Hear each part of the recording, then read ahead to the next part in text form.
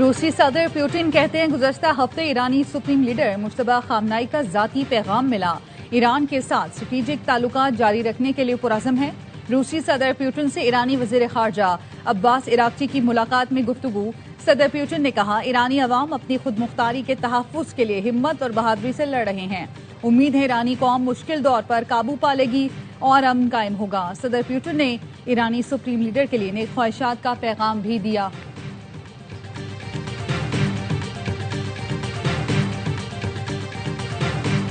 امریکی صدر آج ایران کی تجاویز کا جائزہ لیں گے۔ قومی سلامتی خارجہ پالیسی کی ٹیم کے ساتھ ایران جنگ پر اہم اجلاس کریں گے۔ امریکہ اور ایران کے درمیان براہ راست مذاکرات تعطل کا شکار ہیں۔ ٹرمپ کا کہنا ہے ایران سے بات اب ٹیلی فون پر ہوگی۔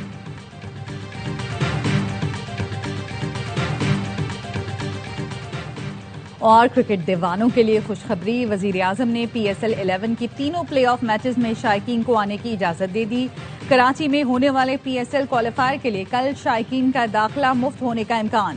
Chairman P C B Mohsin Naqvi کہتے ہیں دلچسپ اور انٹرٹینمنٹ سے بھرپور کرکٹ کا انتظار ہے، چاروں ٹیموں کے لیے نیک خواہشات کا اظہار کرتا ہوں۔ وزیر اعظم نے کہا ہے شائقین اسٹیڈیم آنے کے لیے پبلک ٹرانسپورٹ کا استعمال کریں۔ امریکہ اور ایران کے مذاکراتی عمل میں پیش رفت ہوئی ہے، لیکن مکمل کامیابی ابھی باقی ہے۔ ایرانی وزیر خارجہ عباس اراغچی کی سینٹ پیٹرز برگ پہنچنے پر میڈیا سے گفتگو۔ کہا پاکستان نے ایران اور امریکہ کے درمیان ثالثی میں اہم کردار ادا کیا، دونوں ملکوں کے درمیان رابطے اور بات چیت کو آگے بڑھانے میں مدد ملی۔ پاکستان اور عمان سے ملاقات میں ماضی کی پیش رفت کا جائزہ لیا۔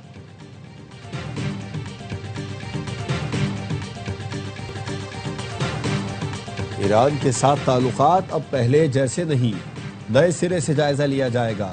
خلیجی ملکوں کے خلاف ایرانی جارحیت سوچا سمجھا منصوبہ تھا، یہ وقتی رد عمل نہیں تھا، اس کی شدت توقعات سے زیادہ تھی۔ صدر متحدہ عرب امارات کے مشیر ڈاکٹر انور قرخاش کہتے ہیں خلیجی ملکوں نے اپنی زمین ایران کے خلاف استعمال نہیں ہونے دی۔ ایرانی حملوں نے اعتماد کو ٹھیس پہنچائی، جس کو بحال ہونے میں دہائیاں لگ سکتی ہیں۔ کویت میں امریکی بیس کو میزائل نہیں بلکہ ایرانی پائلٹ نے F-5 طیارے سے نشانہ بنایا۔ امریکی ایئر ڈیفنس سسٹمز کے باوجود ایرانی طیارہ حملہ کرنے میں کامیاب رہا۔ امریکی ٹی وی کا دعویٰ، NBC نیوز کے مطابق حملے میں گودام، ہینگرز اور مواصلاتی انفراسٹرکچر کو شدید نقصان پہنچا۔ اس حملے کو جدید جنگی تاریخ میں نایاب فضائی حملہ قرار دیا جا رہا ہے۔ رپورٹس کے مطابق متعدد امریکی اڈوں پر بیک وقت حملے کیے گئے تھے۔ ابتدائی طور پر بتایا گیا تھا کہ میزائلوں کی تعداد زیادہ ہونے کی وجہ سے بیس کا دفاع نہیں کیا جا سکا تھا۔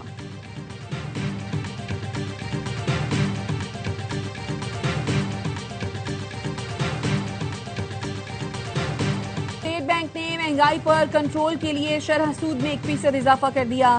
شرح سود 10.5% سے بڑھ کر 11.5% ہو گئی۔ مارچ میں مہنگائی کی شرح 7.3% رہی۔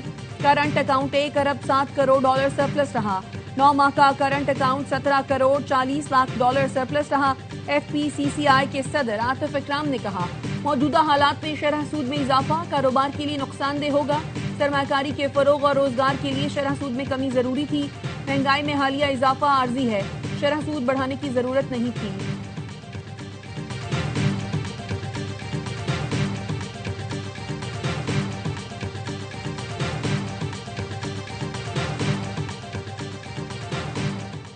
وفاقی وزیر خزانہ محمد اورنگزیب کی زیر صدارت اقتصادی رابطہ کمیٹی کا اجلاس۔ ملک میں مہنگائی کی شرح میں کمی، قیمتوں میں استحکام پر اظہار اطمینان۔ ملازمین کو تنخواہوں پینشن کی ادائیگی کے لیے PIA ہولڈنگ کمپنی کے لیے 6 ارب روپے کی منظوری۔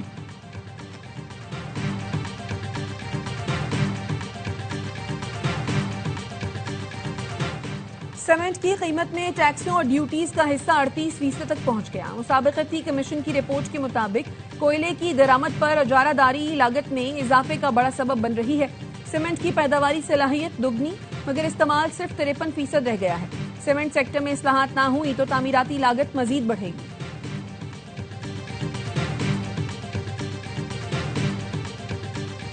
جنوبی وزیرستان میں افغانستان سے فتنہ خوارج کی در اندازی کی کوششیں ناکام بنا دی گئیں۔ انگور اڈہ زلول خیل میں افغان اشتعال انگیزی پر پاک فوج کی بر وقت بھرپور جوابی کارروائی۔ کئی افغان پوسٹیں تباہ، در اندازی میں ناکامی کے بعد افغان طالبان نے سول آبادی کو نشانہ بنایا۔ فائرنگ کے باعث 2 خواتین سمیت 3 افراد زخمی، وان اسپتال منتقل کر دیا گیا۔ آپریشن غضب للحق کی مؤثر کارروائیوں کے بعد افغان طالبان بوکھلاہٹ کا شکار، سول آبادی کو نشانہ بنانے لگے۔ اہل علاقہ کا پاک فوج سے جوابی کارروائی کا مطالبہ، وزیر داخلہ محسن نقوی کا پاک فوج کو خراج تحسین، کہا قوم کو پاک فوج کی پیشہ ورانہ مہارت اور جرت پر فخر ہے۔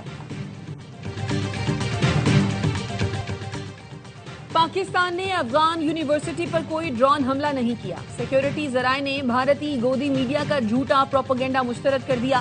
سیکیورٹی ذرائع کا کہنا ہے بھارتی گودی میڈیا ریپبلک ٹی وی کی جانب سے پروپیگنڈا بے بنیاد ہے۔ پاکستان میں دہشت گردی اور بدامنی کے پیچھے بھارت کا مکروہ کردار بے نقاب ہو گیا۔ بھارتی صحافیوں نے پاکستان میں دہشت گردی میں بھارت کے ملوث ہونے کا اشارہ دیا۔ بھارتی خفیہ ایجنسی را سے جڑے بھارتی صحافی آدتیہ راج کول نے انکشاف کیا کہ دہلی کے لال قلعہ دھماکے کے 24 گھنٹے بعد اسلام آباد ہائی کورٹ میں خودکش دھماکہ ہوا۔ خودکش دھماکہ کس نے کرایا سب سمجھ سکتے ہیں۔ بھارتی صحافی نے کہا پاکستان میں دہشت گردی کے لیے ہماری پہچان کچھ بھی ہو سکتی ہے۔ بھارتی ریٹائرڈ کرنل راجیش پوار نے بھی پاکستان میں دہشت گردی میں ملوث ہونے کا اعتراف کرتے ہوئے کہا تھا پاکستان میں دہشت گردی کے لیے افغان سرزمین استعمال کر رہے ہیں۔ راجیش پاور نے کہا فتنۃ الہندوستان اور فتنۃ الخوارج دونوں دہشت گرد تنظیموں کو بھارت ہتھیار دے رہا ہے۔ وائٹ ہاؤس نمائندوں کے ڈنر میں فائرنگ کی تحقیقات، ابتدائی تفتیش کے مطابق حملہ آور کول تھامس ایلن ممکنہ طور پر امریکی صدر اور ان کی انتظامیہ کے اعلیٰ عہدیداروں کو نشانہ بنانا چاہتا تھا۔ بی بی سی کے مطابق ملزم پر آج ہی فرد جرم عائد کی جائے گی۔ امریکی صدر ڈونلڈ ٹرمپ کہتے ہیں فائرنگ کے بعد سمجھنے کی کوشش کر رہا تھا کہ کیا ہوا ہے، میں نے اس وقت محسوس کیا کہ شاید کچھ گڑبڑ ہوئی۔ اہلکاروں نے فوری طور پر مجھے حفاظتی حصار میں لیا۔ اہلکاروں کے کہنے پر میں اور خاتون اول زمین پر بیٹھ گئے۔ مجھے نہیں پتا تھا کہ حملہ آور کا ٹارگٹ میں ہی تھا۔ اس صورتحال میں خاتون اول بہادر دکھائی دی، وہ مضبوط ہے۔ حملہ آور بیمار ذہن کا حامل ہے۔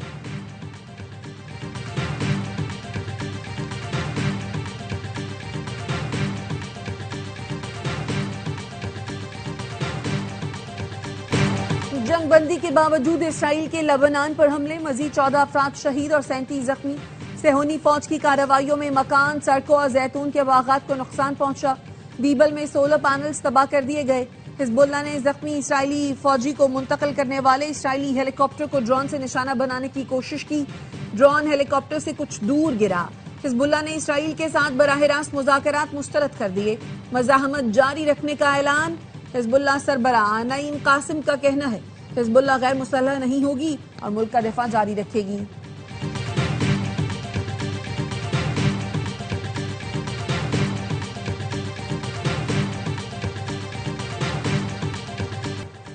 کراچی میں غیر اعلانیہ لوڈ شیڈنگ نے شہریوں کو پریشان کر دیا کہ الیکٹرک کی نئی انتظامیہ بھی شہر میں لوڈ شیڈنگ پر قابو پانے میں ناکام۔ لوڈ شیڈنگ سے مستثنی علاقوں میں بھی مرمت کے نام پر 3 سے 5 گھنٹے بجلی بند۔ کئی علاقوں میں ہر 1 گھنٹے بعد 1 گھنٹے کے لیے بجلی بند کی جا رہی ہے۔ اورنگی ٹاؤن، لیاقت آباد، ملیر، کورنگی، نیو کراچی میں 15 سے 20 گھنٹے لوڈ شیڈنگ ہو رہی ہے۔ لاہور سمیت ملک کے دیگر شہروں میں بھی لوڈ شیڈنگ کا جن بوتل سے باہر آ گیا، شہری اذیت سے دوچار۔ ملک کے مختلف شہروں میں گرمی کی شدت بڑھ گئی۔ جیکب آباد قمبر میں درجہ حرارت 46، دادو سکھر میں 45، لاڑکانہ میں 44 ڈگری پر جا پہنچا۔ لاہور، فیصل آباد، رحیم یار خان، ساہیوال میں 41 ڈگری سینٹی گریڈ ریکارڈ کیا گیا۔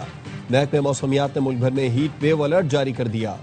مئی کے آغاز میں ملک بھر میں شدید گرمی کی لہر برقرار رہنے کی پیش گوئی۔ کراچی سمیت ساحلی علاقوں میں بھی درجہ حرارت بڑھنے کا امکان۔ تمام ریسکیو اداروں کو ہائی الرٹ کر دیا گیا۔ شہریوں کو غیر ضروری باہر نکلنے، دھوپ سے بچنے اور احتیاطی تدابیر کی ہدایت۔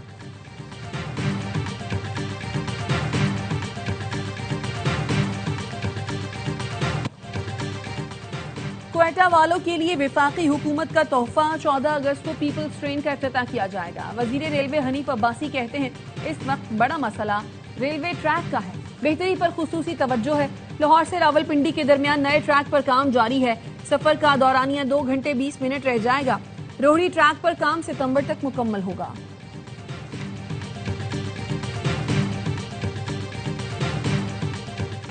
صدر مملکت آصف علی زرداری کا چین کا دورہ، پاکستان اور چینی اداروں کے درمیان 3 مفاہمتی یادداشتوں پر دستخط۔ سمندری پانی کو قابل استعمال بنانے، زرعی ٹیکنالوجی اور چائے کے شعبے میں تعاون کے سمجھوتوں پر دستخط کیے گئے۔ صدر آصف زرداری نے شعبہ امراض قلب میں نمایاں خدمات انجام دینے پر پروفیسر پان زیان کو ستارہ پاکستان سے نوازا۔ صدر تداری کا کہنا تھا پروفیسر پان کی کاوشوں سے پاکستان کے شعبہ صحت کی استعداد میں اضافہ ہوا۔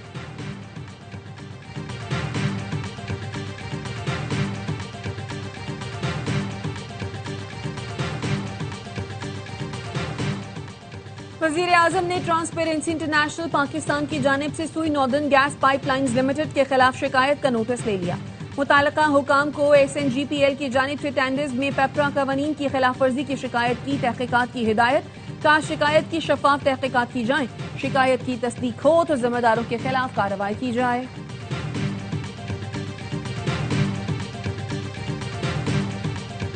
اسلام آباد میں تجاوزات کے خلاف آپریشن، گرین بیلٹ پر قائم ایف سی کیمپ آفس مسمار، میریٹ اور ایوب چوک کے قریب ایف سی کیمپ آفس گرا دیا گیا۔ وزیر داخلہ محسن نقوی کہتے ہیں غیر قانونی تعمیرات اور تجاوزات کو بغیر کسی دباؤ مسمار کیا جا رہا ہے۔ قبضہ مافیا کے خلاف زیرو ٹالرنس پالیسی اپنائی ہے۔ تجاوزات کے خلاف آپریشن بلا تفریق جاری رہے گا۔ سرکاری یا نجی ادارے کو قبضے کی اجازت نہیں دی جائے گی۔ اسلام آباد کو اصل حالت میں بحال کرنا تجاوزات کا خاتمہ ترجیح ہے۔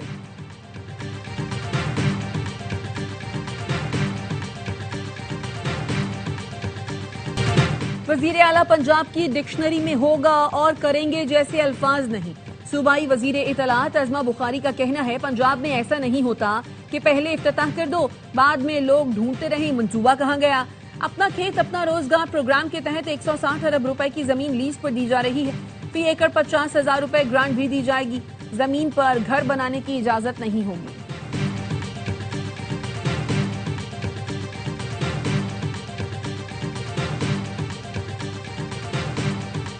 وفاقی آئینی عدالت نے پاسپورٹ اینڈ امیگریشن رولز کی کالعدم شدہ دفعات بحال کر دی۔ شہریوں کے نام پاسپورٹ کنٹرول لسٹ میں شامل کرنے، پاسپورٹ غیر فعال قرار دینے کا اختیار بحال کر دیا۔ عدالت نے لاہور ہائی کورٹ کا فیصلہ معطل کرتے ہوئے حکومتی اپیل سماعت کے لیے منظور کر لی۔ جسٹس حسن اظہر رضوی کی سربراہی میں 2 رکنی بینچ نے فریقین کو نوٹس جاری کر دی۔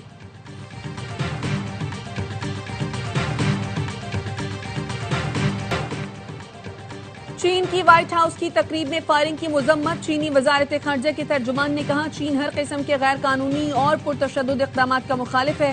صدر ٹرمپ کی موجودگی میں فائرنگ کے واقعے کا بغور جائزہ لے رہے ہیں۔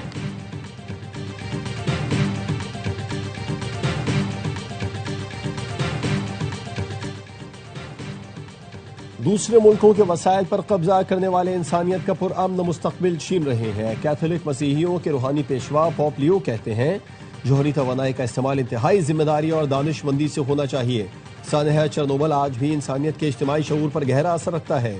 یہ جدید طاقتور ٹیکنالوجی کے خطرات کی یاد دہانی ہے۔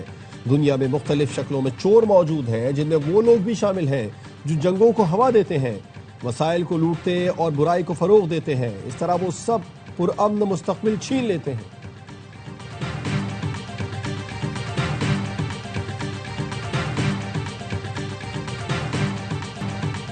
خلیج عدن میں اغوا کیے گئے جہاز پر پاکستانی عملہ لاوارث نہیں، مشکل کی گھڑی میں یرغمالیوں اور اہل خانہ کے ساتھ ہیں۔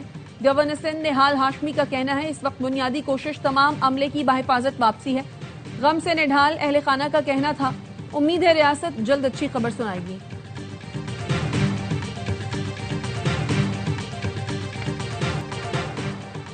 فی تولہ سونے کی قیمت میں 800 روپے کا اضافہ، قیمت 4,93,962 روپے ہو گئی۔ 10 گرام سونے کی قیمت 686 روپے بڑھ کر 4,23,492 روپے ہو گئی۔ عالمی مارکیٹ میں $8 اضافے سے فی اون سونا 4,716 ڈالر کا ہو گیا۔ 1 تولہ چاندی کی قیمت 8,049 روپے برقرار۔